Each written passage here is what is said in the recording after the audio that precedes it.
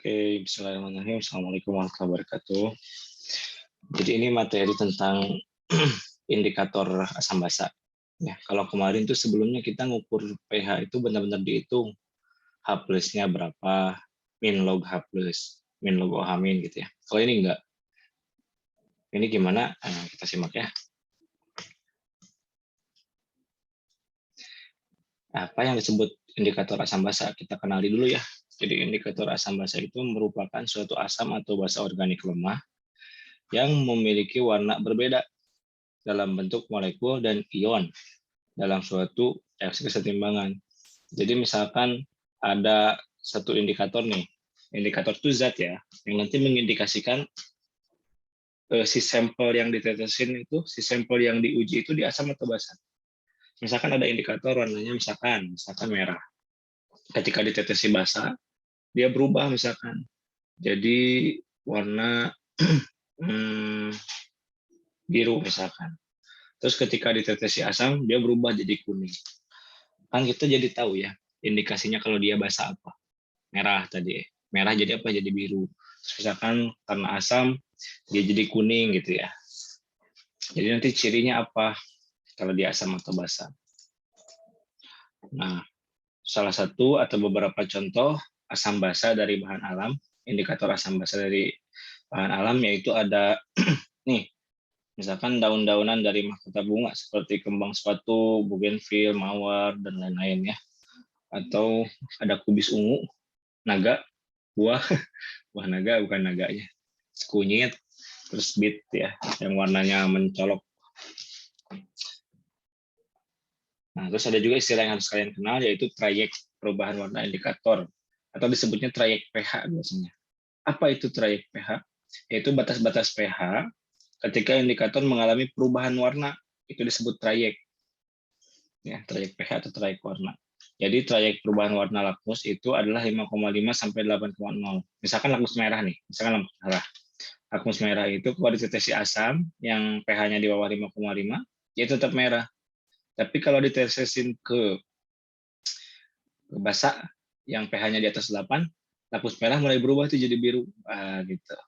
Ya. Menentukan pH dengan menggunakan beberapa indikator.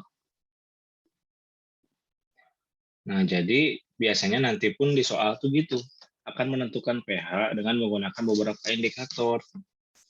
Nah, indikator-indikator itu biasanya kayak gini dia. Misalkan metil ungu, ada trayek pH-nya 0,5 sampai 1,5. Misalkan metil kuning 2 sampai 3. Maksudnya apa sih 2 sampai 3,1 sampai 4,4 ini teh apa? Misalkan ambil metil kuning. Metil kuning itu trayeknya 2 sampai 3. Maksudnya, kalau sampel yang kita uji pH-nya di bawah 2, nanti dia warnanya bakal merah. Kalau yang ditetesin sampelnya pH-nya di atas 3, bakal kuning. Misalkan contoh lain, BTB, bromtimol biru. Kita gambar garis bilangan aja gini. Misalkan ini kan batas awalnya 6,0 ya, terus batas akhirnya 7,6. Maksudnya apa? Kalau misalkan pH yang kita uji di sini, si larutannya, misalkan dia pH-nya 8 nih, si larutan yang kita uji teh. Berarti kan di sebelah kanan 7,6 ya. Maka warnanya bakal apa sebelah kanan? Biru. Kalau sebelah kiri 6, lebih kecil dari 6 pH-nya, ya bakal kuning.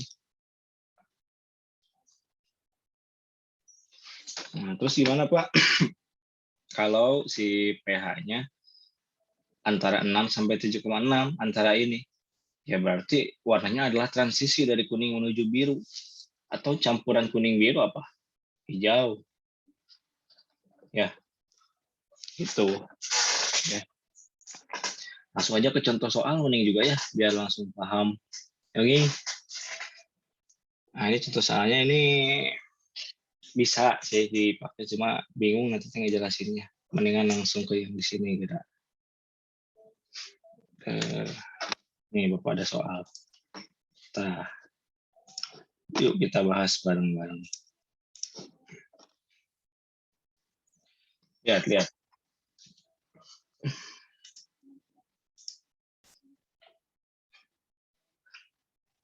Berdasarkan pengujian sampel air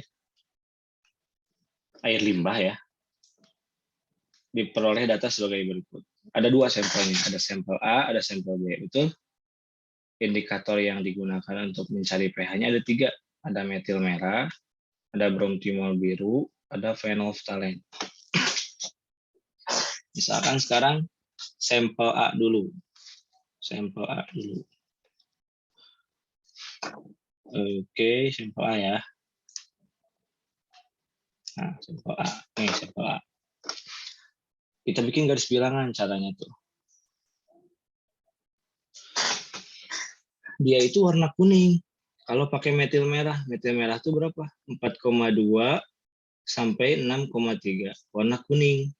Berarti di atas 6,3. Oh, misalkan sini gambarin aja.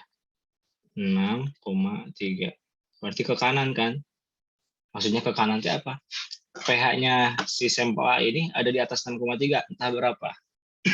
Karena dia kuning tuh. Misalkan yang kedua pakai bromtimol biru. Dia menunjukkan warna biru. Berarti harus di atas 7,6. Kalau kuning di bawah 0,6. Di bawah 6,0, sorry. Kalau kuning di bawah 6 kan tuh ya. Kalau biru kan sebelah kanan, berarti di atas 7,6. 7,6 tuh kira-kira di sini kan? 7,6. Kanan juga. Berarti yang nggak mungkin itu apa? Nggak mungkin pH-nya di sini. Antara 6,3 sama 7,6 itu nggak mungkin. pH-nya bukan di situ. Paham? Terus yang ketiga, pakai indikator yang ketiga, pakai phenolphthalein. Trayek pH-nya 8,3 sampai 10. Dia menunjukkan warna apa sampel A itu? Merah dong. Merah itu apa? Di atas 10. Anggaplah 10 itu di sini. Di atas 10 berarti ke kanan kan? Jadi pH-nya itu adalah yang punya panah paling banyak. Ini berarti. Jadi pH sampel A itu adalah di atas 10. Ya. Lebih besar atau sama dengan 10. Yang A. Sekarang yang B gimana? Kita cari tahu. Yang B mah sama, dia kuning. Berarti di atas 6,3 tuh. 6,3. Set. Nah, oke. Terus dia biru juga. Kalau pakai bromtimol biru berarti di atas 7,6. Sekarang kan ke atas ya, di atas 7,6. Terus pas pakai phenolphthalein itu jadi tidak berwarna malah. Tidak berwarna mah di bawah 8,3 ya. Tuh sebelah kiri kan? Sebelah kiri bukan sebelah kanan. Sebelah kiri berarti di bawah 8,3. Kalau ini tadi 10 di situ, mungkin 8,3 di sinilah. Ke kiri katanya karena lebih kecil. Nah, pH-nya tuh yang punya panah paling banyak. Punya 1, 2, 3. Ini berarti pH-nya tuh.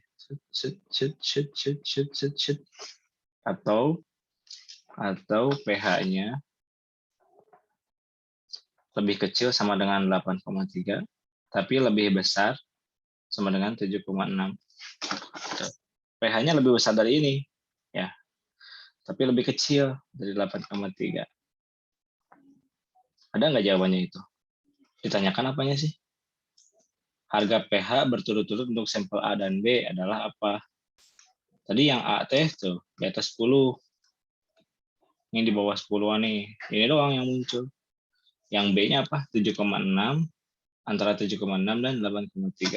Ini jawabannya. Gitu. Oke, saya. Next, nomor 2.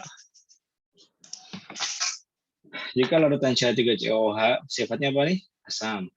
Ya, dideteksi oleh ketiga indikator ini. Warna yang dihasilkan adalah berarti pakai yang pertama dulu, pakai metil jingga nih misalkan. Warna yang dihasilkan tuh bisa apa aja sih? Kalau di asam, di atas 4,4 masih asam nggak? Masih. Berarti bisa aja kuning, Atau di antara 3,1 sampai 4,4 masih asam nggak? Asam. Warnanya apa kalau antara ini? Orange. Atau jingga ya. Bahasa Inggris ini mah harusnya jingga. Atau di bawah 3,1 itu masih asam? Masih dong. Warnanya apakah di bawah 3,1? Merah. Terus kalau pakai yang kedua, pakai phenolphthalein. PP disingkatnya phenolphthalein ya. Kalau pakai phenolphthalein itu warnanya ternyata kan asam ya. Nggak mungkin di antara 8,3 sampai 10. Nggak mungkin di atas 10. Pasti di bawah 8,3. Pasti tidak berwarna.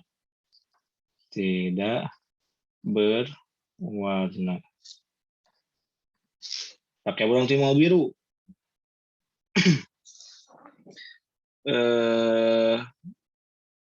Bisa di antara 6,0 sampai 7,6?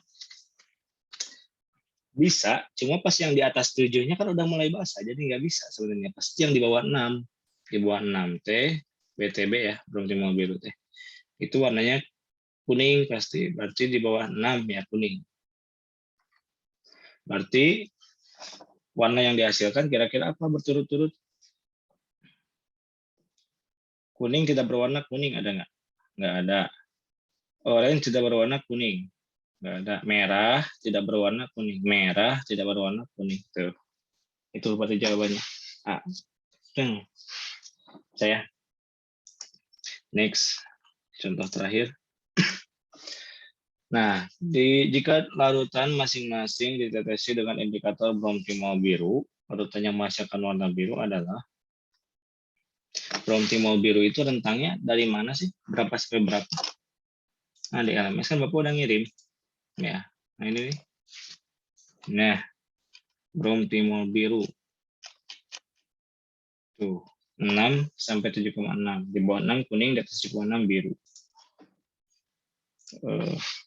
6 sampai 7,6. Di atas ini biru, di bawah ini kuning. Gitu kan ya? Larutan yang menghasilkan warna biru. Biru teh pH-nya di atas 7,6. Berarti yang apa yang dicari? Yang basah. Jadi kita harus tahu di antara kelima senyawa ini, 5 larutan ini yang basah teh mana? HNO3, asam dong. Bukan. NaOH ya, itu ada OH-nya basah. CH3COH ini ada H plusnya, asam, salah. C2H5 ini tidak mengion ya. Bukan juga. NH4OH-nya ada OH-nya. Dia basah. Jadi jawabannya 2 dan 5 ada. Nah, kayak gitu. Jadi itu yang kemarin dipelajari di sekolah. Ini cuma sedikit ya. Cuma ya mungkin 15 sampai 20 menit pembahasan juga setengah jam lah paling lama. Nah, oke. Kalian yang belum ngerjain kuis, kerjakan kuisnya. Itu kesempatannya 2 kali. Yang diambil adalah nilai terbesar ya. Jadi sok kerjain. Mumpung kesempatannya 2 kali. Sekian dulu dari Bapak ya. Assalamualaikum warahmatullahi wabarakatuh. Oke, bye.